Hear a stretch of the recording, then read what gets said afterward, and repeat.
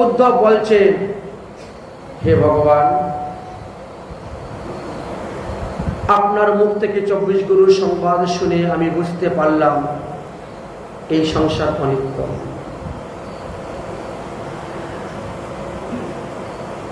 বদ্ধ জীবের সঙ্গ থাকলে আমরা বদ্ধ হব এবং মুক্ত জীবের সঙ্গ থাকলে আমরা মুক্ত হব। আপনার সমস্ত কথার সিদ্ধান্ত আমি শুনলাম, কিন্তু তারপরেও সন্ন্যাস গ্রহণটা খুব কঠিন বিষয়। সন্ন্যাস গ্রহণ করার পরে যদি আবার কেউ সংসারে ফিরে এসে বিষয় ভোগ করে নেয়, তাহলে তাকে বলা হয় বান্তাসী। কুকুর যেমন বমি করার পরে আবার সেই বমি ভক্ষণ করে নেয়, ঠিক তেমনি ভাবে যে সংসার ত্যাগ করে আবার সংসারে প্রবেশ করা হয় তাকে বান্তাসী। আমি কি পারবো এই পরমহংস সন্ন্যাস গ্রহণ করতে? ভগবান বললেন, অবশ্যই পারবে। তার জন্য ভাগবত শিক্ষা দরকার, ভাগবত জ্ঞান দরকার। তাই উদ্ধব, আমি তোমাকে এখন ভাগবত ধর্মকথা শিক্ষা দিব, ভাগবত ধর্মকথা সম্পর্কে বলব। দেখো, সুখদেবের যখন জন্ম হয়েছিল তখন আমি কিন্তু গিয়েছিলাম বদ্রীনাথে। আমি না গেলে সুখদেবের জন্ম হতো না। তো বদ্রীনাথে ব্যাসদেবের কথাতে আমি গিয়েছিলাম। আমার আদেশে সুখদেব 12 বৎসর বয়সে মাতৃগর্ভ থেকে ভূমিষ্ঠ হয়েছিল। তো সেই সময়ে বদ্রীনাথের যত মুনি ঋষিগণ ছিল সবাই এসে আমাকে ধরছেন, আমার মুখ থেকে তারা হরি কথা শুনবেন, ভাগবত ধর্ম লীলা কথা শুনবেন। কিন্তু আমি তো তখন এই দুষ্ট রাজগণকে সংহারের কাজে ব্যস্ত, অসুর ভাবাপূর্ণ রাজদেরকে। এখন সেখানে যে বসে আমি তাদেরকে ভাগবত ধর্ম শোনাবো, সেই সময় আমার হাতে ছিল না। তাই আমি বলেছিলাম তাদেরকে যে আমি পরে আসব, তোমাদেরকে ভাগবত ধর্ম বলব। কিন্তু আজ যাব কাল যাব করে বিভিন্ন কারণে আর আমি যেতে পারি নাই। অতএব এখন আমি তোমাকে সেই ভাগবত ধর্ম দেব যা তোমার উপকার হবে, আর তুমি গিয়ে সেই বদ্রীনাথে ওই মুনি ঋষিদের কাছে বলবে, তাহলে তারাও সেখান থেকে গিয়ে অন্যদেরকে বলবে। তবেই গিয়ে এই ভাগবত ধর্ম সমস্ত জগতেই প্রচার হবে। এই বলে ভগবান ভাগবত ধর্মের কথা প্রচার বলতে শুরু করলেন। ভাগবত ধর্ম হলো সেই ধর্ম, যেই ধর্ম যাজন করলে জীবকে আর মাতৃগর্ভে এসে জন্মগ্রহণ করতে হয় না। এই যে আমরা বারবার পৃথিবীতে আসছি, বারবার আমরা জন্মগ্রহণ করছি, বারবার আমরা মারা যাচ্ছি, এই জন্ম মৃত্যু নিবারণের একমাত্র উপায় হলো ভাগবত ধর্ম যাজন করে ভগবানের ভজন করা। ঈশ্বরের অনেক অনেক বিভূতি আছে, অনেক অনেক রূপ আছে, অনেক অনেক লীলা আছে। তার মধ্যে গুরু পরম্পরা অনুসারে তুমি যে রূপ, যে গুণ, যে লীলা পাবে সেটাই তুমি শ্রবণ করো, সেটাই তুমি দর্শন করো। দেখো, আচার্য মাং বিজানিয়া, তোমার দীক্ষা গুরুকে আমারই স্বরূপ বলে মনে করবে, আমার মতনই তাকে পূজা করবে।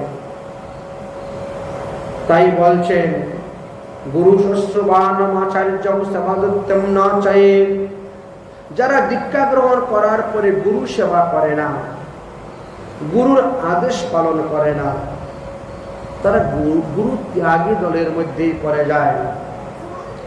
গুরুর আদেশ পালন না করাই গুরু ত্যাগ। এই জগতে গুরু দুই প্রকার আছে, এক হলো সদ্গুরু, এক হলো অসৎগুরু। সদ্গুরুর মধ্যে আবার কেউ বা কুলগুরু, কেউ বা ত্যাগী গুরু, এইভাবে থাকে। এতদ বৃত্ত কুলগুরু বসনম ভোজনম বর্জিতম, বিদ্যাং উপাসত্যম যদ্যম তদ্বৃত্তানুগত পণ্ডিতম। বললেন কুলগুরু সংসারী গুরু হইতে ত্যাগী গুরুর মহিমা আরো বেশি। এইভাবে গুরুতত্ত্বের কথা বর্ণন করছেন। তারপরে বললেন গুরু সেবা করবে কি দিয়ে? ভগবত প্রসাদী দ্রব্য দিয়ে। মানুষ গুরু সেবা যতটা করে তার থেকে শতগুণ বেশি আত্মীয় স্বজন মিষ্টি কুটুম্বের সেবা করে। কুটুম বেশি তো নসজ্জনম ন প্রমাদীনম কুটুম্বিনা। কিন্তু আত্মীয় স্বজন মিষ্টি কুটুম্বের সেবা করতে গিয়ে মানুষ যে পশু পাখি আদি হত্যা করে, জীবহিংসা করে, প্রাণীবধ করে, এর দ্বারা যে পাপ উৎপন্ন হয় সেই পাপ কখনো কুটুম্বেরা ভাগ করে নেবে না, তাকেই ভোগ করতে হইবে। অতএব যে বস্তু দ্বারা আত্মীয় স্বজন ইষ্টি কুটুম্বের সেবা করাইলে পর আমাকে হাজার হাজার বছর নরকে ভোগ করতে হবে, সেই আত্মীয় নয়। সেই আত্মীয় নয়। যে স্বামী স্ত্রীকে হরিভজন করতে দেয় না, সেই স্বামী নয়। যে গুরু ভগবান পদপদ্ম লাভ করার রাস্তা বলে দেয় না শিষ্যকে, সেই গুরু নয়। গুরু ন সাক্ষাৎ সজ্জন ন সাক্ষাৎ বলেছেন। তাহলে যিনি আমাদেরকে ভক্তি মার্গে পরিচালনা করেন, যিনি আমাদেরকে জন্ম মৃত্যুর হাত থেকে রক্ষার উপায় বলে দেন, যিনি আমাদেরকে নরক থেকে উদ্ধারের উপায় বলে দেন, তিনি তো আমাদের প্রকৃত অতিথি, আত্মীয়। তিনি হলেন আমাদের প্রকৃত আত্মীয়, যিনি আমাদের আত্মার কল্যাণ চান, যিনি আমাদের আত্মার মঙ্গল চান। তার থেকে বড় কুটুম, বড় আত্মীয় আর কেউ নেই। তাই শ্রী গুরুদেব হলেন সব থেকে বড়। নিদহ মাধ্যম সুলভম সুদুর্ভম পল্লবম সংকল্প গুরুকর্ণ ধারণম ময়ানুকুলেন নবস্য তরতি পুমাং ভবদিঞ্চ তরতস্য আত্মা। যারা সদ্গুরুদেব, তাদের মধ্যে আমি থাকি। আমি গুরুরূপে ঘরে ঘরে দীক্ষা দেই, সভাকারে বৈষ্ণব রূপে দেই শিক্ষা। অতএব দীক্ষা গুরু এবং শিক্ষা গুরু এ দুজন আমারই স্বরূপ, আমারই প্রতিনিধি। আমি তাদের কাছে যাই এই রূপে। তাই যারা সদ্গুরু চরণাশ্রয় করছেন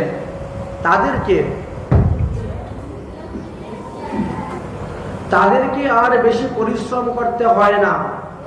কারণ যারা সদ্গুরুদেবকে দেহরূপী নৌকার মধ্যে কর্ণধর রূপে বা মাঝি রূপে বসিয়ে দিয়েছেন, আমি তখন অনুকূল বাতাস দেই।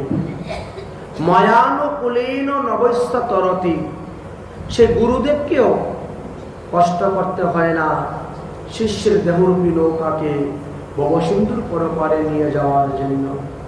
আমার এই অনুকূল বাতাস তখন ধীরে ধীরে তাকে ভবসিন্ধুর পরপারে নিয়ে পৌঁছিয়ে দিয়ে দেয়। অতএব যারা ভবসিন্ধুর পরপারে যাওয়ার ইচ্ছা, যারা সাঁতার জানে না, তারা গুরুচরণ আশ্রয় করে তারা ভবসিন্ধুর পরপারে যেতে পারবেন। ভবার নবে পরিয়া মোর আকুল পরাণ, ভবার নবে পরিয়া মোর আকুল পরাণ, কিসে কুল পাব তাহার না জানি সন্ধান, ভবার নবে পরিয়া মোর আকুল পরাণ, ভবার নবে পরিয়া মোর আকুল পরাণ, না আছে পরম বল না বিজ্ঞান বল,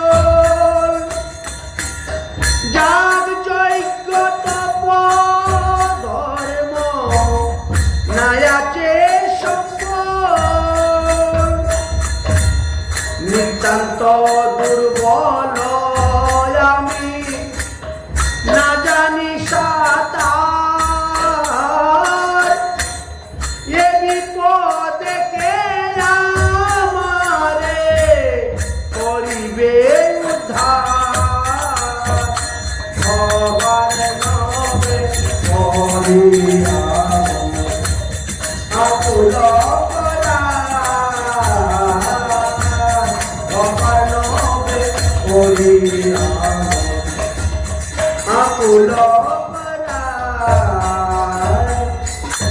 অগতি গুরু দেব এ দাসী করুণা, করয়াজ নিজ গুণে বুঝাও যন্ত্রণা। তোমার চরণ তরি করিয়া আশ্রয়, ভবার নবপার হইব করেছি নিশ্চয়। ভবার নবে করিয়া আকুল পরায়, ভবার নবে করিয়া আকুল পরায়। তুই নিত্যানন্দ শক্তি কৃষ্ণ ভক্তির গুরু, এ দাসের কর দান কত কল্প তরু, কত কত পামরে রে করে চৌধার। তোমার চরণে আজি একাঙ্গাল ছাড়, ভবার নবে করিয়া আকুল পরায়, ভবার নবে করিয়া আকুল পরায়। তাই ভবানব থেকে উদ্ধার হতে গেলে সদ্গুরুর চরণাশ্রয় করতে হবে, দীক্ষা গ্রহণ করতে হবে, গুরু সেবা করতে হবে। সর্বং মদ্ভক্তি যুগেন মদ্ভক্ত লভতেন জনঃ, সর্গায় পবর্গ মদ্ধামং কিঞ্চিনাম ইয়দি বাঞ্ছিতাম। একমাত্র ভক্তির দ্বারাই ভগবানকে বশ করা যায়, ভক্তির দ্বারাই ভগবানকে পাওয়া যায়। দেখো, এই জগতে প্রতিটা দ্রব্যের মধ্যেই দোষ গুণ আছে। শুধু যে খালি দোষযুক্ত এমনও নয়, আর শুধু যে যুক্ত গুণযুক্ত এমনও নয়। দোষ গুণ প্রতিটি বস্তুর মধ্যেই, দ্রব্যের মধ্যেই আছে। তবে দোষ গুণ নিরূপণ করার রহস্যটা ভালোভাবে জানতে হবে। দূষিত বস্তুকে কিভাবে শুদ্ধ করতে হয় সেটা জানতে হবে, জেনে তাকে শুদ্ধ করে তাকে ব্যবহার করতে হবে। অতএব আমাদের আহার শুদ্ধ, ইন্দ্রিয় শুদ্ধ, দেহ শুদ্ধ, মন শুদ্ধ, এই সব কিছুরই প্রয়োজন আছে। যদি শুদ্ধ না করা যায়, শুদ্ধভাবে যদি ভজন না করা যায়, তাহলে তাড়াতাড়ি ভগবান পদপদ্ম লাভ করা যায় না। যারা কৃষ্ণ ভক্ত ভগবানের ভজন করেন, তাদের পিছনে অনিমা লঘিমা প্রাপ্ত কাম্যা আদি সমস্ত সিদ্ধিগণ ঘুরে বেড়ায়। কিন্তু যারা আমার প্রকৃত ভক্ত, তারা কখনো সিদ্ধি চায় না। তারা শুধু আমাকেই চায়, সেবা করে সুখ দিব, এই মাত্র অভিলাষ। তাই আমার সুখের জন্য তারা বাড়িঘর ত্যাগ করে দেয়, স্ত্রী পুত্র ত্যাগ করে দেয়, আত্মীয় স্বজন ইষ্টি কুটুম্ব ত্যাগ করে দেয়, ব্যবসা বাণিজ্য ত্যাগ করে দেয়। আমার জন্য তারা নিষ্কিঞ্চন হয়ে তারা তীর্থ ভ্রমণ করে, তারা মাদুপুরি করে খেয়ে জীবন যাপন করে। এই ধরনের ভক্ত যারা, তাদেরকে গুণাতীত ভক্ত বলা হয়, অর্থাৎ 17তম 3 গুণের ঊর্ধ্বে। আর এই ধরনের ভক্তগণ আমার অত্যন্ত প্রিয়। এই জগতের সবথেকে বড় পুরুষার্থ হলো প্রেম ভক্তি, তার উপরে আর কিছুই নেই। আর এই প্রেম ভক্তি লাভ করতে গেলে বৈরাগ্যযুক্ত দেহ যাপন করতে হবে। বৈরাগী মানে বৈকারেতে বৈদিক ক্রিয়াহীন, রাকারেতে রাধাকৃষ্ণ ভজবে চিরদিন। দেখো উদ্ধব, আমি যদিও এই লীলা সংবরণ করে নিত্যধামে চলে যাব, তথাপিও পৃথিবীতে আমার 8 প্রকার বিগ্রহ রেখে যাব। আমার এই 8 প্রকার বিগ্রহের মধ্যে যে কোনো এক প্রকার বিগ্রহতে যদি কেউ পূজা করে তাতেই আমাকে পাবে। শৈলমহি, দারুমহি, লৌহ, লৈক্য, লৈক্য, শৈক্যত, মনোমহি, মণিমহি, প্রতিমা, অষ্ট বিদা মতা। আমার 8 প্রকার বিগ্রহের মধ্যে এক প্রকার বিগ্রহ থাকবে পাথরের বিগ্রহ, পাথর দ্বারা তৈরি করা বিগ্রহ। তার মধ্যে আমার স্বয়ং প্রকটিত বিগ্রহ হলো শালগ্রাম শিলা আর গোবর্ধন শিলা। এত ভিন্ন অন্যান্য ভাস্কর দ্বারা পাথর তৈরি হবে। এটি স্বয়ং প্রকটিত বিগ্রহ, যে তার প্রাণ প্রতিষ্ঠা করতে হয় না, চক্ষুদান করতে হয় না। কিন্তু যে সমস্ত বিগ্রহ বিভিন্ন শিল্পীরা ভাস্কররা তৈরি করে দেয়, মাটির বিগ্রহ, পাথরের বিগ্রহ, সোনা, রূপা, তামা, কাঁসা, পিতল, দস্তা, আরো কত কিছু দিয়ে তৈরি হয়। এই সমস্ত বিগ্রহ বা কাঠের দারুময়ী বিগ্রহ, এই সমস্ত বিগ্রহ আনার পরে বৈদিক মন্ত্রাদি উচ্চারণ করে হোম যজ্ঞাদির মাধ্যমে সেই সমস্ত বিগ্রহের এক একটা অঙ্গের প্রতিষ্ঠা করতে হয়। প্রাণ প্রতিষ্ঠা, চক্ষু দান করে, ইন্দ্রিয়গুলাকে সতেজ করে, তারপর সেই বিগ্রহকে পূজা করা হয়। সেই বিগ্রহকে যে যত বেশি পূজা করবে, সেই বিগ্রহ যত বেশি পুরাতন হবে, ততই সে শক্তিশালী হবে, ততই সে ভক্তদের মনোবাসনা পূর্ণ করবে। তাই বিগ্রহ বারবার পরিবর্তন করতে নাই, গুরু বারবার পরিবর্তন করতে নাই, হরিনামের মালা, জপের থলি মালা বারবার পরিবর্তন করতে নাই। যেই মালা কালো হয়ে গেছে এটা ফেলে দিব, আরেকটা মালা নেব। কিছু লোক এরকম আছেন, কালো মালা গলায় দিতে ভালো লাগে না, মালা পুরান হইলেই ওটা গলার দিয়ে খুলে ফেলে দেয়, নতুন আরেকটা এনে ধারণ করে। কিন্তু পুরানুর যে কত মহিমা এখানে বোঝা যায়।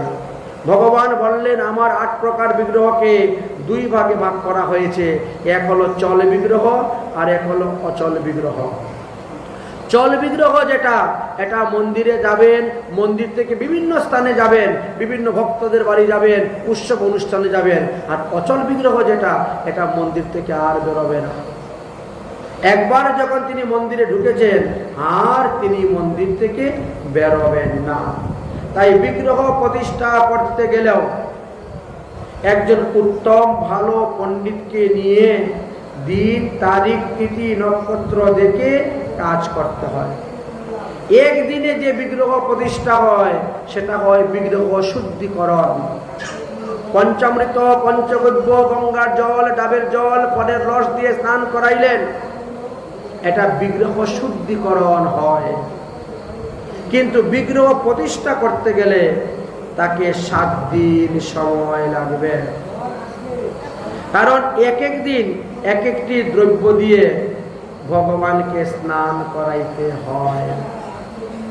প্রথম দিবসে হরিদ্রা আর সিদ্ধার্থ অর্থাৎ শ্বেত সরিষা ভালো করে বাড়তে হবে, ভগবানের সম্পূর্ণ শরীরে লাগাতে হবে, তারপর তাকে স্নান করাইতে হবে। প্রতিদিন সহস্রধারায় স্নান হয়, তারপরে তাকে আবার নতুন ড্রেস পরানো হবে, পরিয়ে তার ভোগ দেওয়া হবে, তারপর তাকে আবার শয়ন দেওয়া হচ্ছে। পরের দিন আবার তাকে তোলা হলো, তোলা পরে কি হবে, সমস্ত গায়ের মধ্যে মধু লেপন করা হবে, তারপরে তাকে স্নান করানো হবে, আবার তার শৃঙ্গার করানো হলো, ভোগ দেওয়ানো হলো, আবার তাকে শয়ন দেওয়া হলো। তারপরে তৃতীয় দিন চন্দন আর জব, জব ধান বলি না আমরা, ধান গম জব, সেই জব পিষে আটার মতো তৈরি করে সেটা ঠাকুরের গায়ে লাগানো হবে। তারপরে হোমযজ্ঞ করা হবে, স্নান করানো হবে, ভোগ দেওয়া হবে, ঠাকুর শয়ন দেওয়া হবে। তারপরে চতুর্থ দিবসে মনশিলা নামে এক ধরনের শিলা আছে, সুগন্ধি দ্রব্য, সেইটা ঠাকুরের গায়ে লেপন করতে হয়, করে শয়ন দিতে হয়। পঞ্চম দিবসে কালো তিল, তিল পিষে গায়ের মধ্যে লাগাতে হয়। ষষ্ঠ দিবসে ঘৃত, চন্দন আর পদ্ম ফুল, জলপদ্ম স্থলপদ্ম বেটে পিষে গাওয়াতে হয়। সপ্তম দিবসে রুচনা আর নাগরমুতা, নাগরকুসুম। এইভাবে 7 দিন, 7 দিনে ঠাকুরকে 7 ভাবে স্নান করানো হয় এবং 7 দিন 7 ভাবে ঠাকুরকে শয়ন দেওয়া হয়। এক এক দিন, কোনোদিন ধানের মধ্যে শয়ন, কোনোদিন চালের মধ্যে শয়ন, কোনোদিন জবের মধ্যে শয়ন, কোনোদিন ঘিতের মধ্যে শয়ন, কোনোদিন পুষ্পের মধ্যে শয়ন, কোনোদিন ফলের মধ্যে শয়ন। এইভাবে এক এক দিন এক এক রকম স্নান হবে, এক এক জায়গায় শয়ন করা হবে। এই জন্য 16টা বাঁশ দিয়ে একটা ঘর বানাতে হবে এবং তার 4টা দরজা থাকতে হবে। বিগ্রহ প্রতিষ্ঠার অনেক নিয়ম আছে, তাই বিগ্রহ প্রতিষ্ঠা করতে গেলেও 7 দিন সময় লেগে যায়, 8 দিন সময় লেগে যায়। তারপরে সেই বিগ্রহকে রথের মধ্যে বা গাড়ির মধ্যে করে ভ্রমণ করানো হয়। ভ্রমণ করানোর পরে এই বিগ্রহ মন্দিরে প্রবেশ করবে। প্রতিদিন বিগ্রহকে ওই যে হোমযজ্ঞ হবে, এক একবার 108টা হোমযজ্ঞ করে গিয়ে বিগ্রহের অঙ্গ স্পর্শ করা হবে। আবার এসে হোমযজ্ঞ করা হবে, আবার বিগ্রহের অঙ্গ স্পর্শ করা হবে। কোনো হোমযজ্ঞ করে বিগ্রহের মস্তক, কোনো বিগ্রহ হোমযজ্ঞ করে বিগ্রহের বক্ষ, কোনো বিগ্রহ করে, এইভাবে বিভিন্ন অঙ্গ প্রত্যঙ্গ এইভাবে করে 7 দিন সময় লাগে একটা বিগ্রহকে প্রতিষ্ঠা করতে, তবেই কি বিগ্রহ প্রতিষ্ঠা হয়। আর এই 7 দিনেই যজ্ঞ হবে, প্রতিদিন হোমযজ্ঞ করতে হবে। এক এক দিন এক এক প্রকার কাষ্ঠ দিয়ে হোমযজ্ঞ করতে হয়। সেই হোমযজ্ঞের বিধিবিধানটাও সম্পূর্ণ আলাদা। এর জন্য একটা যজ্ঞকুণ্ড বানাতে হবে এবং সেটি যজ্ঞকুণ্ডে 90টা ইট, নতুন ইট দিয়ে যজ্ঞকুণ্ড তৈরি করতে হয়। যাই হোক, এবার বিগ্রহ সেবার মহিমা বলছেন, যে ব্যক্তি বিগ্রহ তৈরি করে মন্দিরে দেয় বা নিজের বাড়িতে বিগ্রহ প্রতিষ্ঠা করে রাখেন, সেবা পূজা করেন, একজন সাধু বৈষ্ণব সারা জীবন ভজন করে যে পুণ্যফল পাবে, একজন ব্যক্তি বিগ্রহ প্রতিষ্ঠা মাত্র সেই ফল পাবে। নতুন মন্দির তৈরি করে আপনি যে ফল পাবেন, জীর্ণ পুরানো মন্দিরকে সংস্কার করলে তার থেকে দ্বিগুণ ফল পাবেন। বুঝলেন? যেভাবে বিগ্রহকে প্রতিষ্ঠা করতে হয় সেভাবে মন্দিরকেও প্রতিষ্ঠা করতে হয়। মন্দিরেরও পূজা করে প্রতিষ্ঠা করে চূড়ার মধ্যে তোরণ লাগাতে হয়, পতাকা লাগাতে হয়, আরো ধ্বজ লাগাতে হয়। ধ্বজ আরোপণের বিধিবিধান সম্পূর্ণভাবে আলাদাভাবে আছে, এইগুলি করতে হয়। তারপরে কি হলো, এবার আপনি এই বিগ্রহের পূজা করা আরম্ভ করলেন। ওই বিগ্রহের যখন আপনি পূজা করা আরম্ভ করলেন, সেই প্রাণ প্রতিষ্ঠিত বিগ্রহকে নিবেদন করা প্রসাদ গ্রহণের বিশাল মহিমা। সেই বিগ্রহের প্রসাদী চন্দন, প্রসাদী মালা, প্রসাদী তুলসী পাতা বক্ষণের মহিমা। যে সমস্ত বিগ্রহের প্রাণ প্রতিষ্ঠিত হয়ে সেবা পূজা হচ্ছে, সেই বিগ্রহকে প্রতিপদে ঘি ভোগ দিবেন। একটু ঘি শুধু বাটির মধ্যে নেবেন, একটা কটুরির মধ্যে গব্য ঘৃত ভোগ দিবেন।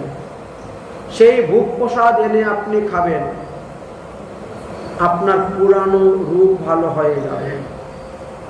দ্বিতীয়াতে আপনি চিনি ভোগ দিবেন, সেই প্রসাদ খাবেন, আপনার শরীর স্বাস্থ্য মোটা হবে, বল বৃদ্ধি হবে। আপনি তৃতীয়া দিবসে সেই ঠাকুরকে দুগ্ধ ভোগ লাগাবেন, প্রসাদ পাবেন, আপনার দুঃখের অবসান হয়ে যাবে, দুঃখের নাশ হয়ে যাবে। চতুর্থীতে আপনি চিনিকে পেশে ডাস্ট করে গুঁড়া বানিয়ে দিবেন ভোগ, আপনি ভগবানের ভোগ দিবেন, আপনার আপদ বিপদ অমঙ্গল অশুভ সব নাশ হয়ে যাবে। পঞ্চমীতে ভগবানকে কলাভোগ দিবেন, সেই প্রসাদ আপনি খাবেন, আপনার দিন দিন মেধা শক্তি বৃদ্ধি পাবে। ষষ্ঠীতে আপনি ভগবানকে মধুভোগ দিবেন, সেই মধু প্রসাদ আপনি খাবেন, আপনার প্রতি তাড়াতাড়ি ভগবত দর্শন, ভগবত পদপদ্ম লাভ হবে। সপ্তমীতে আপনি আখের গুড় ভগবানকে ভোগ দিবেন, দিয়ে আপনি প্রসাদ পাবেন, আপনার দুঃখের অবসান হয়ে যাবে। অষ্টমীতে ভগবানকে আপনি খই দিবেন, খই ভোগ লাগাবেন, সেই ভোগ প্রসাদ আপনি পাবেন, আপনার কিতাব জ্বালা নাশ হয়ে যাবে। নবমীতে আপনি নারকেল ভগবানকে ভোগ দিবেন, সেই ভোগ প্রসাদ পাবেন, আপনার দেহে সৎ সাহস ধর্ম উৎপন্ন হবে। দশমীতে আপনি তিল ভোগ দিবেন, দিয়ে তিলের লাড়ু হোক আর যেভাবেই হোক তিল ভোগ দিবেন, তিলের পকোড়ি করেন বেসন দিয়ে, ভগবানকে দিবেন, সেই প্রসাদ আপনি পাবেন, আপনাকে জমলুকে আর যেতে হবে না, জমলুক না হবে। একাদশী দিবসে আপনি ঘরের মধ্যে দই বসাবেন, শুদ্ধ সদাচারভাবে সেই দই ভগবানকে ভোগ দিবেন, তারপর আপনিই প্রসাদ পাবেন, আপনার দিন দিন সম্পত্তি বৃদ্ধি হবে। দ্বাদশী দিবসে আপনি চিরা ভগবানের ভোগ দিবেন, সেই ভোগ প্রসাদ পেয়ে আপনি পালন করবেন, আপনার কৃষ্ণ ভক্তি লাভ হয়ে যাবে। ত্রয়োদশীতে ছানা পনির আপনি রান্না করে ভগবানকে ভোগ দিয়ে প্রসাদ পাবেন, আপনার প্রজাবৃদ্ধি হবে, অর্থাৎ সাধু সন্ত যারা এদের শিষ্য বৃদ্ধি হবে, গৃহস্থ বৈষ্ণব যারা তাদের পুত্র সন্তান সেই বংশে বৃদ্ধি হবে বেশি। চতুর্দশীতে ছাতুভোগ দিলে শিবলোক বিষ্ণুলোক পাওয়া যায়। আর অমাবস্যা পূর্ণিমাতে মিষ্টান্ন ভোগ দিবেন, দধি ভোগ দিবেন, দুগ্ধ আদি ভোগ দিবেন, তাহলে আপনার পিতৃলোক যদি কেউ নরকে পড়ে থাকে তাহলে তারাও সেই নরযন্ত্র থেকে উদ্ধার হয়ে ভগবত ধামে চলে যাবেন। এই জন্য বলছেন প্রসাদে সর্বদুঃখ হানির স্বাদ।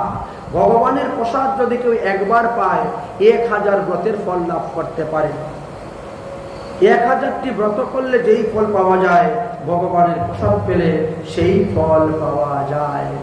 যদি তোমার কোনো মঠ মন্দির তৈরি করার মতো সমর্থ না থাকে, অর্থ না থাকে, আপনি কোথায় মঠ মন্দির তৈরি হলে যথাসাধ্য সাহায্য দান দক্ষিণা করবেন, অথবা যেখানে মঠ মন্দির আছে তার পাশে গিয়ে বাড়িঘর নির্মাণ করে থাকবেন।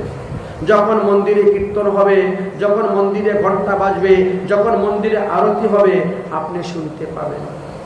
সময় অনুসারে সুযোগ বুঝে আপনি এসে মন্দিরের সেবা করতে পারবেন। মন্দিরে ঝাড়ু দেওয়া, মন্দির পুছা, মন্দির মোছা, ফুল তুলে দেওয়া, তুলসী দেওয়া তুলে দেওয়া, মালা গীতা, এই সব কিছু 64 প্রকার ভজনের মধ্যেই পড়ে। বাজার হাট করে দেওয়া, যা কিছু করবেন সব এই 64 প্রকার ভজনের মধ্যেই পড়ে। অতএব একমাত্র হরি ভজনের দ্বারাই মুক্তি লাভ করা যায়, আর কিছু নেই। উদ্ধব, আমি তোমাকে সমস্ত ভাগবত ধর্মের কথা সংক্ষেপে বলে দিলাম, এবার তুমি চলে যাও, আর সময় নেই, আর মাত্র 7 দিন আছে, তারপরে প্রলয় হয়ে যাবে। উদ্ধব মহাশয় ভগবানকে প্রণাম করে বলছেন, প্রভু একটা বস্তু আপনার কাছে চাইব, দিবেন তো, না করবেন না তো? ভগবান বলে, তুমি আমার প্রিয় বন্ধু, আমার প্রিয় ভক্ত উদ্ধব, তুমি যা চাইবে তাই আমি দিব। উদ্ধব বলছে, তাহলে আপনার চরণ পাদুকাটা আমাকে দিয়ে দেন, আমি আর কিছু চাই না। ভগবান চরণ পাদুকা দিয়ে দিলেন। সেই পাদুকা উদ্ধব মাথায় করে নিয়ে রওনা হয়ে চলে গেলেন বদ্রীনাথের দিকে। ভগবান শ্রীকৃষ্ণ বলছেন, স্ত্রিয় বালাশ্চ বৃদ্ধাশ্চ শঙ্কাধারং ভজন স্থিত বায়ো প্রবাস শঙ্কানম যত্রং প্রত্যকম সরস্বতী। এই তোমরা এখনো বসে আছো কেন? তাড়াতাড়ি বেরো, বেরো দ্বারকা থেকে, তাড়াতাড়ি বেরো। দেখতে পাচ্ছ না কিরকম ভূমিকম্প হচ্ছে, উল্কাপাত হচ্ছে, বজ্রপাত হচ্ছে, সমুদ্রে মোটা মোটা ঢেউ আসতেছে, এখনই কিন্তু ডুবে যাবে। 13 দিনে এক পক্ষ হচ্ছে। তোমরা শুনো নাই গান্ধারী আমাকে অভিসম্পাত দিয়েছিল? কুরুক্ষেত্রের যুদ্ধে যখন গান্ধারী শতপুত্র মারা গেল, বধ হলো, কুরুবংশ ধ্বংস হলো, সবাই পরাজিত হলো, গান্ধারী তখন বলে, কৃষ্ণ তুমি বড় চতুর, তুমি চালাকি করে সবাইকে মেরেছ, আমার শতপুত্রকে মেরেছ, তাই আমিও তোমাকে অভিসম্পাদ দিলাম, যেদিন 13 দিনে এক পক্ষ হবে সেদিন তোমার যদুবংশ নাশ হবে। গান্ধারী কিন্তু একজন সতী নারী ছিলেন, তাই তার অভিসম্পাদ তো বৃথা যাবে না। পরে তোমরা যাও যাও, উঠো, সংখ্যাধরে যাও, প্রবাস ক্ষেত্রে যাও, প্রবাসং প্রবাসে যাও, নৌকা যুগে তাড়াতাড়ি এখান থেকে পারো সমুদ্র থেকে তাড়াতাড়ি। ভগবান শ্রীকৃষ্ণের কথা অনুসারে সবাই দৌড়াদৌড়ি করে পারতে শুরু হলেন। তারপরে ঘোড়ার গাড়ি ধরে সবাই প্রবাস ক্ষেত্রে গেলেন। প্রবাস ক্ষেত্রে গিয়ে যজ্ঞ করতে আরম্ভ করলেন। আর সেই সময় কি হলো, হঠাৎ করে মাটি ফেটে গেল, তার থেকে এক ধরনের মদিরা বের হলো, যে মদ্যপান করার পরে সবাই মত্ত হয়ে কেউ কাউকে আর চিনে না। দাদু নাতির সঙ্গে যুদ্ধ, কাকা ভাতিজায় যুদ্ধ, মামা ভাগনায় যুদ্ধ, বাবা ছেলে যুদ্ধ শুরু হয়ে গেছে। কেউ কারো কথা শুনে না, কারো কথা মানে না। কৃষ্ণ বলরাম বারবার নিষেধ করতে গেলে, শান্ত করতে গেলে তারা কৃষ্ণ বলরামকে আরো মারতে যায়। তখন কৃষ্ণ বলরাম কি করলেন, ওই যে এরকা বন, সেই এরকা বন থেকে এক মুষ্টি তীর্ণ তুললেন আর মারতে শুরু করলেন। এইভাবে করতে করতে ভগবান শ্রীকৃষ্ণ নিজের হাতেই তিনি তেনার 56 পুত্র বংশী সবাইকে নাশ করলেন। এবার বললেন, বলরাম তোমার মহাপ্রস্তাব, তুমি চলে যাও। বলরামকে বললেন, তোমার মহাপ্রস্থান, তুমি এখন চলে যাও। বলরাম শেষনাগ রূপ ধারণ করে সমুদ্রে গিয়ে ডুব দিলে তিনি চলে গেলেন নিত্যধামে। ভগবান শ্রীকৃষ্ণ চিন্তা করলেন, এবার আমিও মহাপ্রস্থান হইব, আমি যাইব। তাই সমস্ত দেবগণ আকাশ মার্গে বিমান যুগে এসে দাঁড়িয়ে আছেন, ভগবান কিভাবে নিত্যধামে যান আমরা দেখব। বিমান যুগে তারা দাঁড়িয়ে আছে। এদিকে ভগবান শ্রীকৃষ্ণ একটা পুকুর পাড়ে গেলেন, একটা বট গাছে মধ্যে গিয়ে হেলান দিয়ে বসেছেন। বাম পায়ের উপরে ডাইন পাওটা তুলেছেন, তুলে পাটাকে লাফাচ্ছেন। এখন যাওয়ার সময় এসে গেছে। তখন এক ব্যাঘ্র হরিণ শিকার করার জন্য বেরিয়েছিল। দূর থেকে ভগবান শ্রীকৃষ্ণের চরণতলটা লাল দেখে মনে করেছে মনে হয় ওটা হরিণের মুখ দেখা যাচ্ছে, আর এমনি তিনি বাণ মেরে দিয়েছেন। সেই বাণ ভগবান শ্রীকৃষ্ণের চরণতলে এসে ফুটেছে। ব্যাঘ্র হরিণ ধরার জন্য দৌড়ে এসেছেন। এসে ভগবানকে দর্শন করে চরণে পড়ে ক্ষমা ভিক্ষা চাইয়ে প্রার্থনা করছেন, প্রভু আমাকে এখনই বধ করুন। ভগবান বলছেন, এটা আমার ইচ্ছাতে হয়েছে। আমি যেমন ত্রেতা যুগে বালিকে চুরের মতন লুকিয়ে তীর মেরেছিলাম, তাই তুমিও আমাকে সেভাবে মেরেছ। একই লোকশিক্ষার জন্য আমি দেখাচ্ছি যে তুমি যাহা করবে তার ফল তোমাকে ভোগ করতে হইবে। অতএব তোমার কোনো দোষ নয়, এটা আমার ইচ্ছা। যাও, তুমি স্বর্গে যাও, তোমার কোনো দোষ নেই। দিব্য বিমান আসলো, ব্যাঘ্র স্বর্গে চলে গেল। এদিকে ভগবান তখন চতুর্ভুজ রূপ ধারণ করেছেন, শঙ্খ চক্র গদা পদ্ম। দারুক ভগবান শ্রীকৃষ্ণের রথের সারথি। সে চতুর্দিকে খুঁজতেছে, ভগবানকে পাচ্ছে না, কিন্তু ভগবানের ঘ্রাণ তার নাকের মধ্যে আসছে। ঘ্রাণ সঙ্গে সঙ্গে তিনি চলে আসলেন। একই প্রভু, আপনারই অবস্থা। দারুক চিন্তা করো না, আমি এখন মহাপ্রস্থান হব, সঙ্গে সঙ্গে সমুদ্র দ্বারকা ডুবিয়ে দিই। অর্জুন এসেছে হস্তিনাপুর থেকে দ্বারকায়, আর সে সবাইকে নিয়ে বসে গল্প গুজর করছে। আরে তুমি গিয়ে বলো অর্জুনকে তাড়াতাড়ি বেরিয়ে যাওয়ার জন্য। আমি যদি নিত্যধামে চলে যাই, অর্জুনও বেরোতে পারবে না, একটা লোকও বাঁচবে না। অতএব তুমি যাও, তাড়াতাড়ি গিয়ে বলো। এবার ছুটলেন, তিনি গিয়ে বলছেন। অর্জুন তখন যারা যারা ছিলেন সবাইকে নিয়ে বেরোতে শুরু করেছেন। এদিকে অগ্নিদেব এসে উপস্থিত হয়ে বলছেন, প্রভু কৌমুদকি গদা আমাকে দিয়ে দাও, কৌমুদকি গদা আমাকে দিয়ে দাও, সুদর্শন চক্র আমাকে দিয়ে দাও। আবার যখন আপনি লীলা করতে আসবেন তখন আমি আপনাকে দিব। কৌমুদকি গদা সুদর্শন চক্র অন্তর্ধান হয়ে গেল। সেই দিব্য রথ, দিব্য ঘোড়া সব প্রদর্শন হয়ে চলে গেল। দেবতাগণ চিন্তা করছেন এখন তাহলে ভগবানের মহাপ্রস্থান হইবে, অতএব আমরা পুষ্প বৃষ্টি করি। যখন ফুল তারা উপর থেকে ফেলতেছেন তার মধ্যে ভগবান নেই, অদর্শন। গণেশ সৌদামিনী যথা, যেভাবে আকাশের মধ্যে বিদ্যুৎ চমকায় কিন্তু সেই বিদ্যুৎটা কোথায় যায়, আবার মেঘের মধ্যেই হারিয়ে যায়, লুকিয়ে যায়, তাকে আর পাওয়া যায় না, ধরা যায় না। ঠিক তেমনি ভাবে ভগবানও সেইভাবে অন্তর্ধান হয়ে গেলেন, ভগবান নিত্যধামে চলে গেলেন। এখানেই একাদশ স্কন্ধ বিশ্রাম হয়ে গেল। এবার আমরা দ্বাদশ স্কন্ধে প্রবেশ করলাম। দ্বাদশ স্কন্ধে পরমহংস শিরোমণি সুখদেব গোস্বামীপাদ কলিযুগের কে কে রাজা হবে, কে কত বছর রাজত্ব করবেন, কার বংশে কতজন রাজা হবে, কার কে ছেলে হবে, মেয়ে হবে, কে কোথায় বিবাহ দিবেন, এই সমস্ত কথা বর্ণন করেছেন। তারপরে কলিযুগের যুগধর্ম সম্পর্কে আলোচনা করেছেন। অতঃপর যুগধর্ম নিরূপণ করেছেন।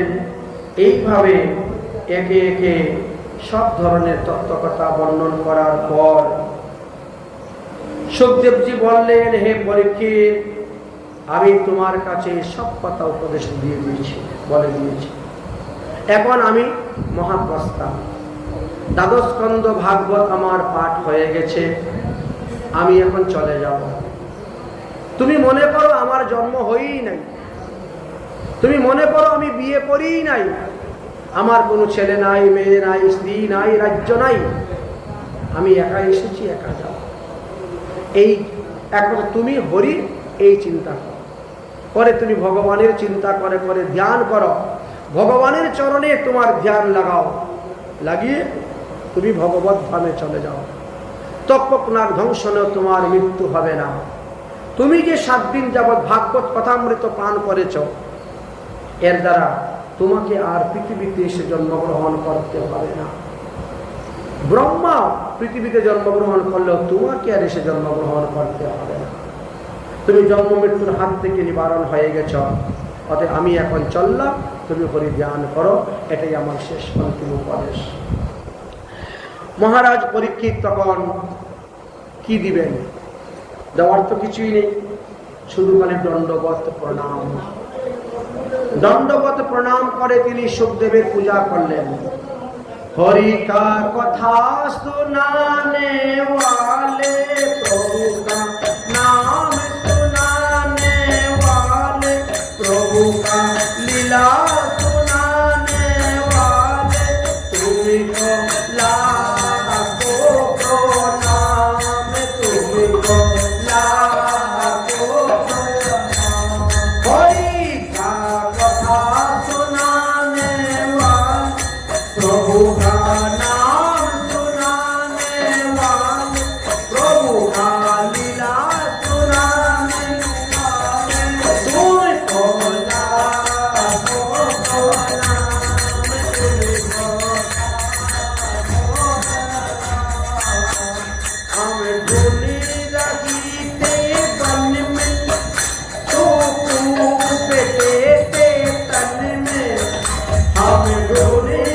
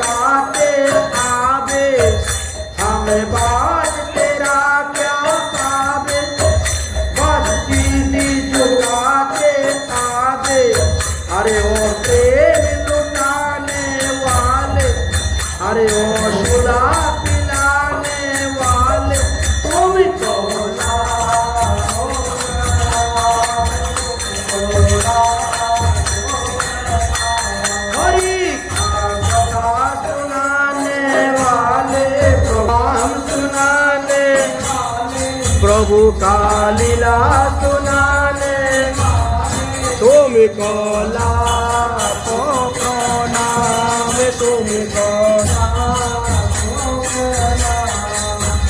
हम तुम गत गत अंतर्यामी कोटि कोट अभिमानी, तुम गत गत अंतर्यामी कोटि कोट अभिमानी, अरे लो मुक्ति दिलाने वाले, अरे लो मुक्ति दिलाने वाले,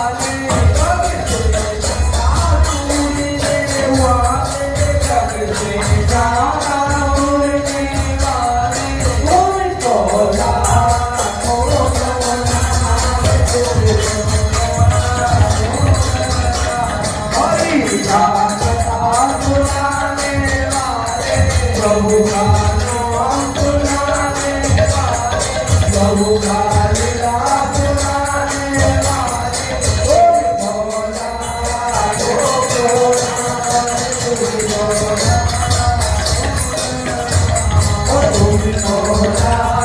ओ भोला ओ भोला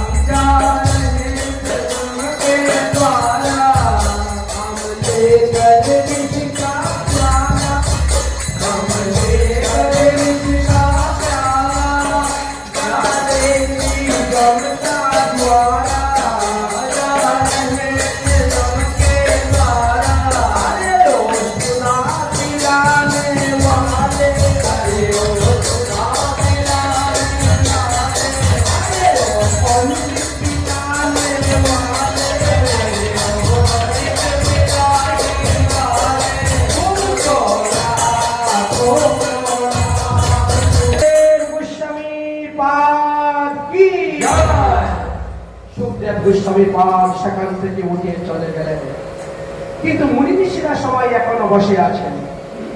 মুনি ঋষিরা ভাবছেন যতক্ষণ পর্যন্ত পরীক্ষিতের মৃত্যু না হয় ততক্ষণ পর্যন্ত আমরা তার কাছে বসে থাকব। পরীক্ষিত বসে গেলেন ধ্যানে, আর ধ্যান করতে করতে তিনিও ভগবত ধামে চলে গেলেন।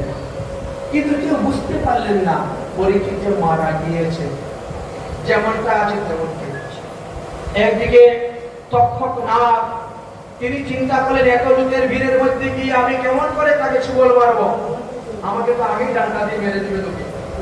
তাই তিনি কি করলেন, তার আসল রূপটা একটা কদরী ফলের মধ্যে লুকিয়ে রাখলেন। এক জুড়ি ফল নিলেন, তার মধ্যে লুকিয়ে দিলেন, আর নিজে একটা সাধারণ মানুষের রূপ ধারণ করে এক জুড়ি ফল মাথায় করে নিয়ে যাচ্ছে। রাস্তার মধ্যে তাক্ষক নামক এক বৈশ্যক ব্রাহ্মণের সঙ্গে দেখা।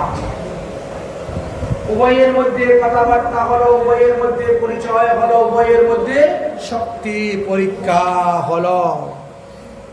সেই শক্তি পরীক্ষাতে তক্ষক নাগ হেরে গিয়েছিলেন এবং সেই কশ্যপ ঋষি জিতে গিয়েছিলেন। কিন্তু বললেন আপনি যাকে জীবিত করে ধন পাবেন তার থেকে অনেক ধন আমি আপনাকে দিয়ে দিব, ফিরত চান। কশ্যপ ঋষি চলে গেলেন। তক্ষক নাগ সেইভাবে আসলেন আর পরীক্ষিতের মৃতদেহের মধ্যে ছুবল মারলেন। শরীরে আগুন লেগে গেল, ভস্ম হয়ে গেল শরীর। আর তক্ষক নাগ গঙ্গার মধ্যে লাফ দিয়ে ডুব দিয়ে চলে গেলেন। বলো পরীক্ষিত মহারাজ কি।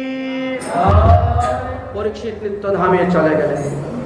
এই যে আমরা ভাগবত আপনাদেরকে 7 দিন যাবৎ শোনাচ্ছি, এই ভাগবত সুতমুনি বলতেছেন শৌনকাদি ঋষিগণের কাছে নৈমিষারণ্যে।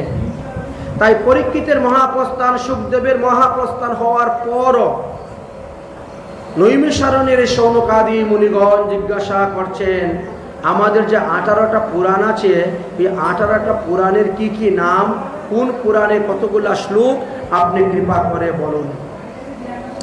তখন সুতমুনি বললেন, হে শৌনকাদি ঋষিগণ, আমাদের 18টি পুরাণকে 3 ভাগে ভাগ করা হয়েছে। 6টি সাত্ত্বিক পুরাণ, 6টি রাজস্বিক পুরাণ আর 6টি তামসিক পুরাণ।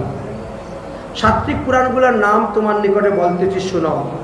বিষ্ণু পুরাণ, নারদ পুরাণ, শ্রীমদ্ ভাগবত মহাপুরাণ, গরুড় পুরাণ, পদ্ম পুরাণ আর বরাহ পুরাণ। এই 6টি হলো সাত্ত্বিক পুরাণ। বিষ্ণু পুরাণে 23,000 শ্লোক আছে, নারদ পুরাণে 25,000 শ্লোক আছে, ভাগবত মহাপুরাণে 18,000 শ্লোক আছে, গরুড় পুরাণে 19,000 শ্লোক আছে, পদ্ম পুরাণে 55,000 শ্লোক আছে আর বরাহ পুরাণে 24,000 শ্লোক আছে। তারপরে রাজস্বিক পুরাণ 6টা, ব্রহ্মাণ্ড পুরাণ, ব্রহ্মবৈবর্ত পুরাণ, ব্রহ্ম পুরাণ, মার্কেন্ডীয় পুরাণ, ভবিষ্য পুরাণ, বামন পুরাণ। এই 6টি রজ সদৃশ রাজস্বিক পুরাণ বলা হয়। তাই ব্রহ্ম পুরাণে 12,000 শ্লোক আছে, ব্রহ্মবৈবর্ত পুরাণে 18,000 শ্লোক, মার্কেন্ডীয় পুরাণে 9,000 শ্লোক, ভবিষ্য পুরাণে 14,000 শ্লোক, বামন পুরাণে 10,000 শ্লোক, ব্রহ্ম পুরাণে 11,000 শ্লোক আছে। এবার হলো তামসিক পুরাণ 6টি। মৎস্য পুরাণ, কুর্ম পুরাণ, লিঙ্গ পুরাণ, শিব পুরাণ, স্কন্দ পুরাণ, অগ্নি পুরাণ। এই 6টি তামসিক পুরাণ।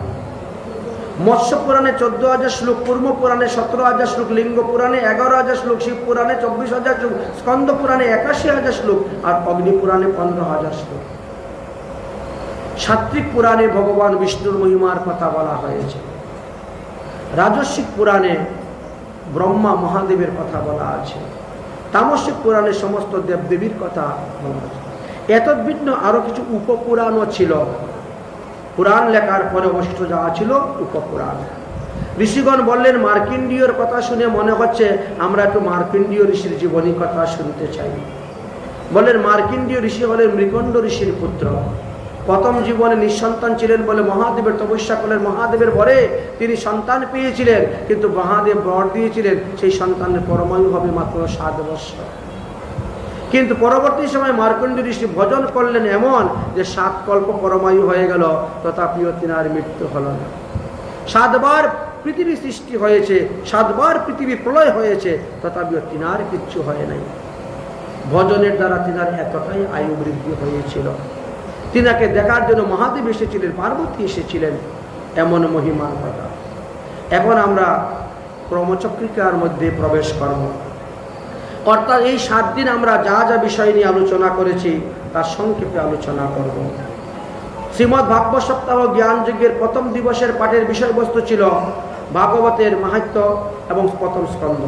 প্রথম স্কন্ধের প্রথম অধ্যায় থেকে আরম্ভ করে তৃতীয় স্কন্ধের 19 অধ্যায় পর্যন্ত আমরা আলোচনা করেছি। ওই দিন আমাদের বাংলা ব্যাখ্যা হয়েছিল 54টি অধ্যায়ের। ওই দিন আমরা প্রায় 25,000 শ্লোকের বাংলা ব্যাখ্যা করেছিলাম।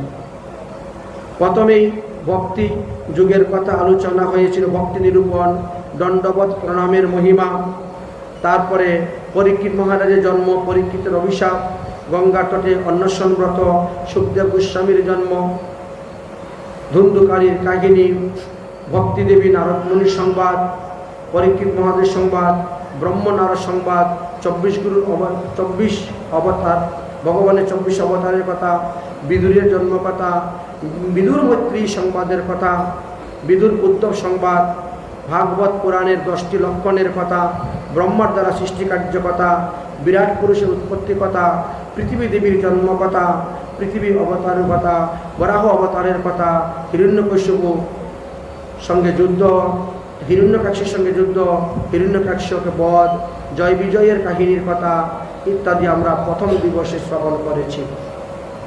দ্বিতীয় দিবস ভাগবত সপ্তাহ জ্ঞান যজ্ঞের দ্বিতীয় দিবসের পাঠের বিষয়বস্তু ছিল ভাগবতের 3য় স্কন্ধের 20 অধ্যায় থেকে আরম্ভ হইয়া 5ম স্কন্ধের 14 অধ্যায় পর্যন্ত, অর্থাৎ 59টি শ্লোক অধ্যায় বাংলা ব্যাখ্যা করা হয়েছিল। 2450টি শ্লোকের সরল ব্যাখ্যা আমরা আস্বাদন করেছিলাম। সেখানে আমাদের বিশেষ বিশেষ উল্লেখযোগ্য বিষয় ছিল ব্রহ্মা পৃথিবীকে পাওয়ার পরে তিনি কিভাবে দেবতা, মনুষ্য, পশু পাখি আদিকে সৃষ্টি করেছিলেন। কিভাবে স্বয়ম্ভূব মনু শতরূপাকে সৃষ্টি করেছিলেন, কিভাবে কর্দম ঋষি তপস্যা করে দেবহূতিকে বিবাহ করেছিলেন, কিভাবে কর্দম ঋষি 9টি কন্যা সন্তানের জন্ম হয়েছিল তাদের বংশকথা, কিভাবে ভগবান এক অংশে কপিলদেব রূপে জন্মগ্রহণ করেছিলেন, এবং নারদ প্রাচীনভোগী রাজার কথা, উত্তানপাদ রাজার কথা, ধ্রুব চরিত্র, প্রিয়ব্রতের বংশের কথা, বেন রাজার কথা, পুরঞ্জনের কাহিনী, রুদ্রবীতের করা, নাভাগর চরিত্র, ঋষভদেবের চরিত্র, ভরত চরিত্র, জড়ভরত উপাখ্যান পর্যন্ত এবং রাজা রঘুগণের কথা আমরা দ্বিতীয় দিন আস্বাদন করেছিলাম। তৃতীয় দিবসে শ্রীমদ্ ভাগবত সপ্তাহ জ্ঞান যজ্ঞের বিষয়বস্তু আমাদের ছিল ওই দিন ভাগবতের পঞ্চম স্কন্ধের 15 অধ্যায় থেকে আরম্ভ করে সপ্তম স্কন্ধের 10 অধ্যায় পর্যন্ত 41টি অধ্যায়ে 1683টি শ্লোকের আমরা বাংলা ব্যাখ্যা, সরল ব্যাখ্যা আস্বাদন করেছিলাম। জড়ভরত বা ভরত মহাশয়ের বংশ পরিচয় এবং তিনার বংশে 14 জন রাজা কী কী রাজত্ব করেছিলেন, প্রিয়ব্রতের রথের চাকার দ্বারা আমাদের এই পৃথিবী যে সপ্তদ্বীপা হয়েছিল সেই কথা, সূর্যের গতির কথা, রাহু চন্দ্র নক্ষত্রের কথা, নরক বর্ণনার কথা, আমাদের জম্বুদ্বীপের মধ্যে 9টি বর্ষের কথা এবং দক্ষের কথা, দক্ষের নারদমুনি অভিশাপের কথা, দক্ষের 11,000 পুত্র সন্ন্যাস গ্রহণ করা, দক্ষের 60টি কন্যার বিবাহ কথা, দেবগুরু বৃহস্পতির অদর্শনের কথা, ত্বষ্টার পুত্র বিশ্বরূপের কথা, বৃত্তাসুর বধ, দধিচি মুনি বধ, ইন্দ্রের ব্রহ্মহত্যা পাপ, চিত্রগুপ্ত রাজার কথা, 49 মরুতের জন্ম কথা, পুংসেবন ব্রতের কথা, যুধিষ্ঠির নারদের সংবাদ, জয় বিজয়ের উপাখ্যান, হিরণ্যকশিপুর কথা, প্রহ্লাদ চরিত্র, ভগবান নৃসিংহদেবের আবির্ভাব, প্রহ্লাদের রাজ্য অভিষেক ইত্যাদি কথা আমরা আস্বাদন করেছিলাম। ভাগবত সপ্তাহ জ্ঞান যজ্ঞের 4র্থ দিবসের পাঠের বিষয়বস্তু আমাদের কাছে ছিল সপ্তম স্কন্ধের 11 অধ্যায় থেকে আরম্ভ করে 10ম স্কন্ধের 4র্থ অধ্যায় পর্যন্ত 57টি অধ্যায়ের সরল ব্যাখ্যা। ওই 57টি অধ্যায়ের মধ্যে 2379টি শ্লোক ছিল আর তার সরল ব্যাখ্যা আমরা আস্বাদন করেছিলাম। মানব ধর্ম, স্ত্রী ধর্ম, পুরুষ ধর্ম, ব্রহ্মচারী, গৃহস্থ, বানপ্রস্থ সন্ন্যাসীদের ধর্মের কথা, প্রহ্লাদ সংবাদ, সদাচার ধর্মের কথা, মন্বন্তর অবতার বর্ণন, গজ কুমিরের উপাখ্যান, সমুদ্র মন্থন, মহাদেবের বিষপান, ভগবানের কুর্ম অবতার, মোহিনী অবতার, দেবাসুর সংগ্রাম, বলিরাজার কাহিনী, বামন অবতার, মৎস্য অবতার, স্বয়ম্ভূব মনু, বৈবস্বত মনুর কথা, দুষ্মন্তের কথা, দুর্বাসা ঋষির কথা, অম্বরীশের কথা, মান্দাতার কথা, সৌরবিশের উপাখ্যান, ত্রিশঙ্কুর কথা, রাজা হরিশ্চন্দ্রের কথা, ভগীরথের কথা, ভগবান রামচন্দ্রের কথা, চন্দ্রবংশ রাজাগণের কাহিনীর কথা, ঋচিক মুনির কথা, যমদগ্নি মুনির কথা, পরশুরামের কথা, যজাতির কথা, পুরুবংশের কথা, পাণ্ডুবংশের কথা, দেবকী বসুদেবের বিবাহ এবং শ্রীকৃষ্ণের আবির্ভাব, এটা 4র্থ দিবসে আমাদের আলোচনা হয়েছে। পঞ্চম দিবস ভাগবত সপ্তাহ জ্ঞান যজ্ঞের 5ম দিবসের বিষয়বস্তু ছিল ভাগবতের 10ম স্কন্ধের 5ম অধ্যায় থেকে আরম্ভ করে ভাগবতের 10ম স্কন্ধের 53 অধ্যায় পর্যন্ত 49টি অধ্যায়ের মোট শ্লোক ছিল 2026টি। এই শ্লোকের আমরা বাংলা ব্যাখ্যা করতে গিয়ে নন্দ উৎসব, পুতনা রাক্ষসনী উদ্ধার, শকটাসুর নামকরণ, তৃণাবত অসুর, উদকুল বন্ধন, যমলোর্জুন উদ্ধার, গুচারণ লীলা, মাকনচুরি লীলা, বৎসাসুর, বকাসুর, অগাসুর বধ, ব্রহ্মমোহন লীলা, ধেনুকাসুর বধ, কালীয়নাগ উদ্ধার, প্রলম্বাসুর উদ্ধার, দাবানল ভক্ষণ, 6 ঋতুর বর্ণন, বেণুগীত, বস্ত্রহরণ, যজ্ঞপত্নীকে কৃপা, ইন্দ্রের দর্পচূর্ণ, গিরিরাজ গোবর্ধন ধারণ, বরুণালয় থেকে নন্দ বাবাকে প্রত্যাগমন করা, রাসলীলা, গোপী গীত, মহারাস লীলা, শঙ্কচুর উদ্ধার, যুগল গীত, হরিষ্টাসুর উদ্ধার, রাধাকুণ্ড শ্যামকুণ্ডের উৎপত্তি, কেশিদৈত্যবধ, ভূমাসুর উদ্ধার, শ্রীকৃষ্ণর বলরামের মথুরায় গমন, কুব্জাকে কৃপা করা, ধনুযজ্ঞ দর্শন করা, কংসকে বধ করা, চানুর্মুষ্টিকে যুদ্ধ উদ্ধার করা, শ্রীকৃষ্ণ বলরামের উপনয়ন সংস্কার, গুরুকুলে গমন, উদ্ধব সন্দেশ, ভ্রমর গীতি, জরাসন্ধ বধ, জরাসন্ধ শত্রুবার যুদ্ধ, কাল যবন ভস্ম আর মুচুকুন্দের উপকান, দ্বারকা নির্মাণ, দ্বারকায় গমন, বলরামের বিবাহ, শ্রীকৃষ্ণের রুক্মিণী হরণ, এই পর্যন্ত আমরা পঞ্চম দিবসে আলোচনা করেছিলাম। ষষ্ঠ দিবসে অর্থাৎ ভাগবত সপ্তাহ জ্ঞান যজ্ঞের ষষ্ঠ দিবসের পাঠের বিষয়বস্তু ছিল ভাগবতের দশম স্কন্ধের 54 অধ্যায় থেকে আরম্ভ করে ভাগবতের একাদশ স্কন্ধের 6 অধ্যায় পর্যন্ত 43টি অধ্যায়ে 1959টি শ্লোকের বাংলা সরল ব্যাখ্যা আমরা আস্বাদন করেছিলাম।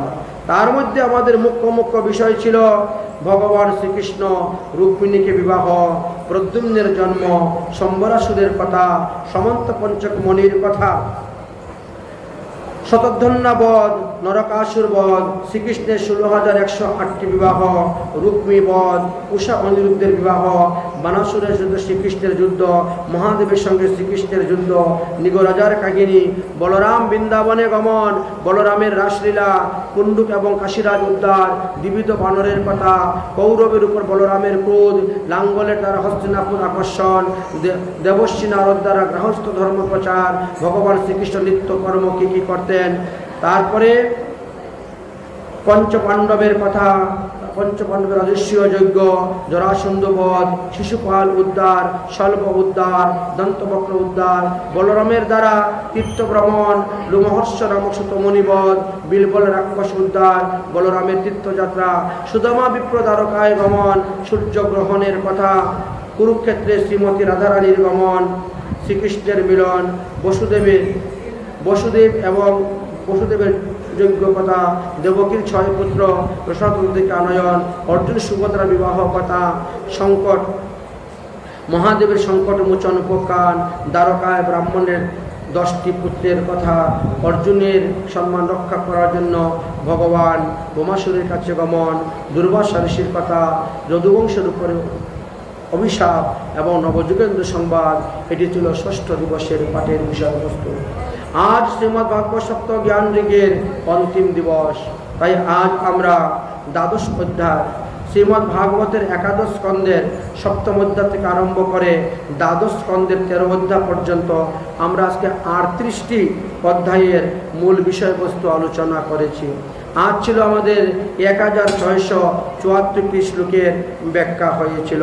শ্রীকৃষ্ণ উদ্ধব সংবাদ, 24 গুরুর কথা, যদু এবং অবধূ সংবাদ, লৌকিক পরলৌকিক নিরূপণ, বদ্ধ জীব আর মুক্ত জীবের লক্ষণ, সাধুগণের সঙ্গর মহিমা, গুরু মহিমা, হংস অবতার, ভক্তি যুগের কথা, গুরু ভক্তির লক্ষণ নিষ্ঠার কথা, বর্ণাশ্রম ধর্ম নিরূপণ, সাধ্য সাধন তত্ত্ব আলোচনা, জ্ঞান যুগের কথা, কর্মযুগের কথা, ভক্তি যুগের কথা আমাদের আলোচনা হয়েছিল।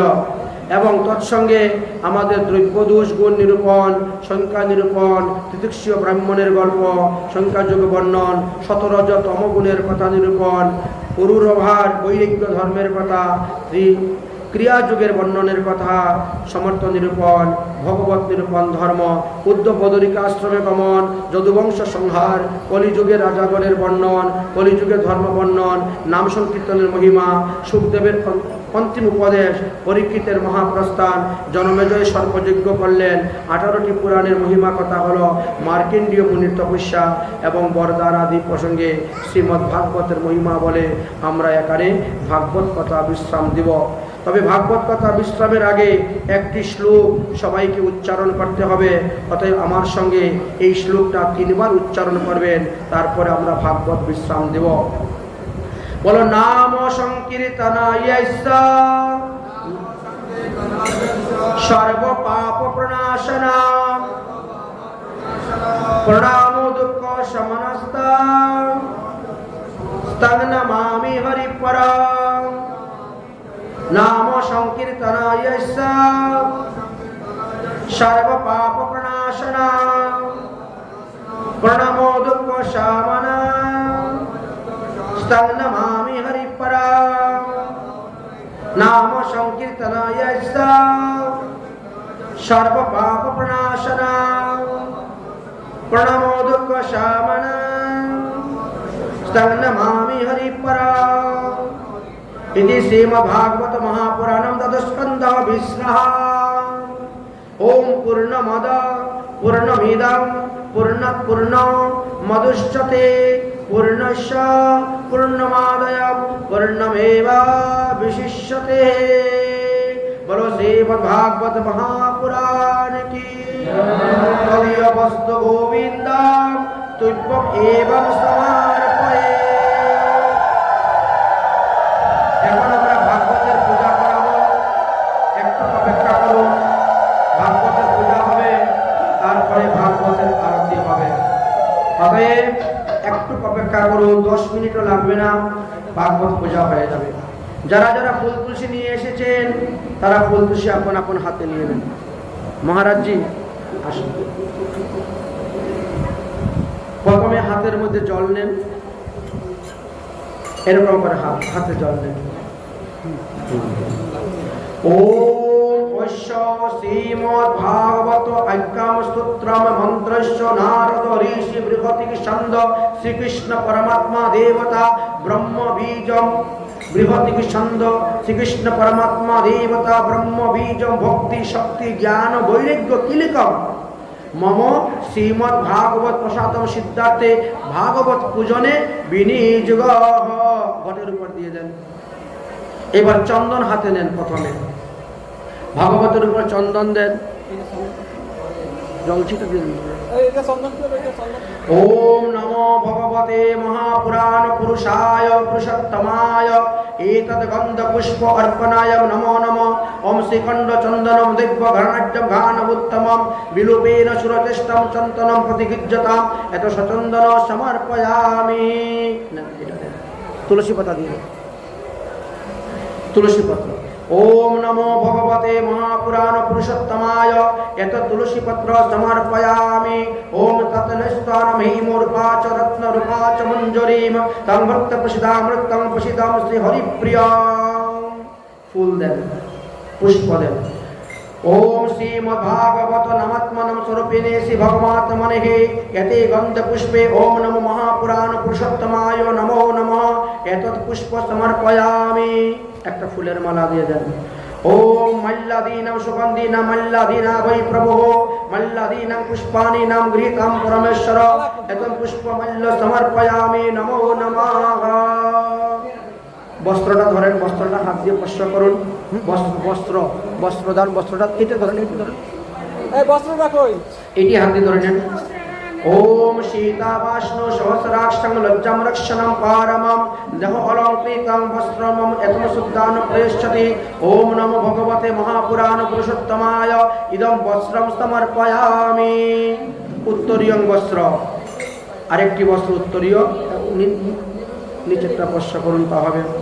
ओम उपवस्त्र प्रयच्छामि देवानां परमेश्वरः भक्तानां समर्पितानां देवानां प्रेष्यति हिमये एतम् उत्तरीयं वस्त्रं समर्पयामि भगवत्पद्मस्वरूपिणे भगवताय नमो नमः।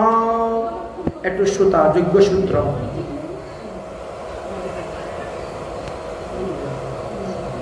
ओम नवविधतम संतोभियुक्तानां त्रिगुणानां देहिनां उपवीतमया दत्तां गृहाणां परमेश्वर इदं यज्ञसूत्रस्वरूपेण सूत्रं वस्त्र समर्पयामि।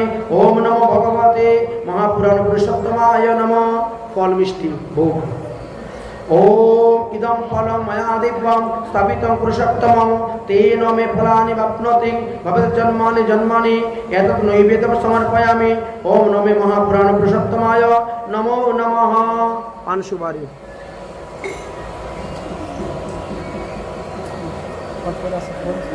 ओम ফুগি ফল মহৎ দৈব্যম নাগবল্লারি সংযুক্তম এলাচি লবঙ্গ সংযুক্তম তাম্বুলম সমর্পয়ামি ইদম এলাচি লবঙ্গ ফুগি ফলম যুক্তম পানম তাম্বুলম সমর্পয়ামি ওম নমো ভগবতে মহাপুরাণ পুরুষোত্তমায় নমো নমঃ। ওইদিকে রেখে দেন দক্ষিণা। দক্ষিণা প্রেম সহিত যথাশক্তি সমর্পিতা অনন্ত ফল দানেনাম গৃহাণম পরমেশ্বর অনেন দ্রব্য সহিত দক্ষিণা সমর্পয়ামি ওম নমো ভগবতে মহাপুরাণ পুরুষোত্তমায় নমো নমঃ। স্পর্শ করে ওইদিকে রেখে দেন, ফলটা রেখে দেন ভাগবতের উপর দিয়ে 2 হাত জোর করেন, সব কিছু রেখে দেন। ওম ভদ্রম কৃণিব্বম সিন্নুতাম দেবং ভদ্রং পশ্যমানিদম যত্রাহ স্থিতিরিতং অষ্টতায়ম সুদিবং পশ্যতিম দেবতিতায়মস্তুমে নমো নমঃ। ওম জয়তি পরাশুর শনু সত্যবত হৃদয় নন্দন ব্যাস যস্য ঐশ্য কমল গলিত বাংময়ং অমৃতময়ং পিব ওম নমো ভগবতে ব্যাসায় ইতি তেজস্বা পুংসায় ওম সম্যং প্রতি মুখায় পূর্বামহাসনম অনয়া পূজয়ামি ভগবান ব্যাস প্রিয়তাং নমঃ। ব্যাস বিষ্ণুরূপায় ব্যাসরূপায় বিষ্ণুবে নমো বৈ ব্রহ্মণ নিদায় বৈশিষ্ট্যায় নমো নমঃ।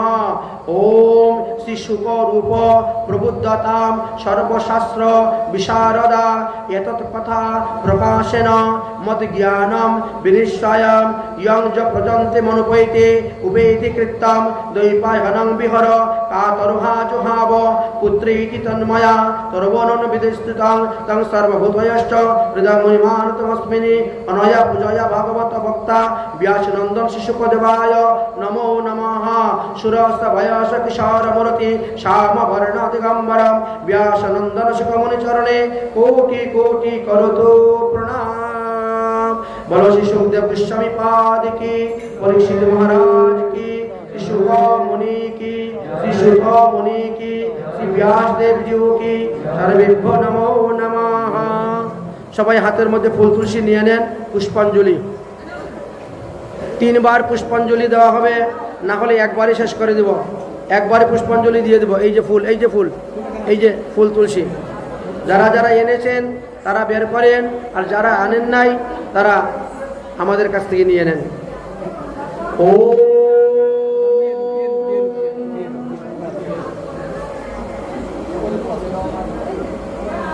হরি ওম যজেন যজমানান্তম দেহস্থানি ধর্মানি প্রতমানস্বাম তেহ নাকং মহিমানম ষষ্ঠ যত্র পূর্বে সদ্যা শান্তি দেবাঃ।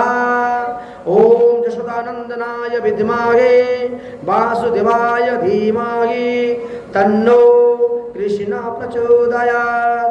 ওম বিশ্বভানুজায় বিদ্মহে কৃষ্ণ প্রিয়ায় ধীমহি তন্নো রাধা প্রচোদয়াৎ। হরি ওম ইদম পুষ্পাঞ্জলি সমর্পয়ামি ওম নমো ভগবতে বাসুদেবায়। দ্বিতীয়বার হাত দিয়ে আবার নেন ফুল তুলসী, দ্বিতীয়বার হাত দিয়ে ফুল তুলসী নেন।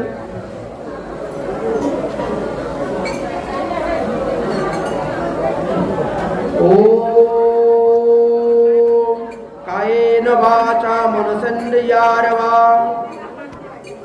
বুদ্ধাত্মাত্মানুস্মৃতৌ স্বভাবা করোতি জৈসে সকলে পরস্मै নারায়ণেতি সমর্পয়ামি।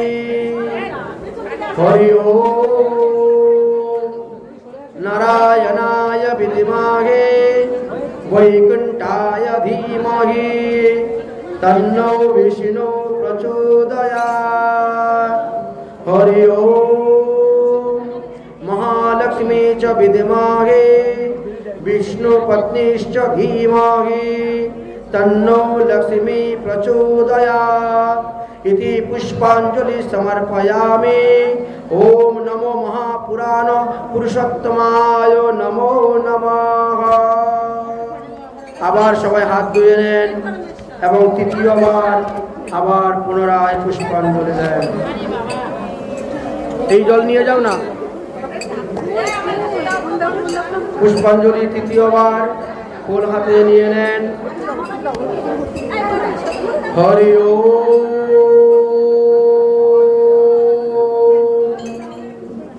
সেবন্তিকা বকুল চম্পক পটলাবজে পুনাগ জাতি কবরীর রসাল পুষ্পে বিল্ল প্রবাল তুলসী দল মঞ্জুরিবি স্ত্বাং পূজয়ামি জগদীশ মে প্রসিদ্ধঃ।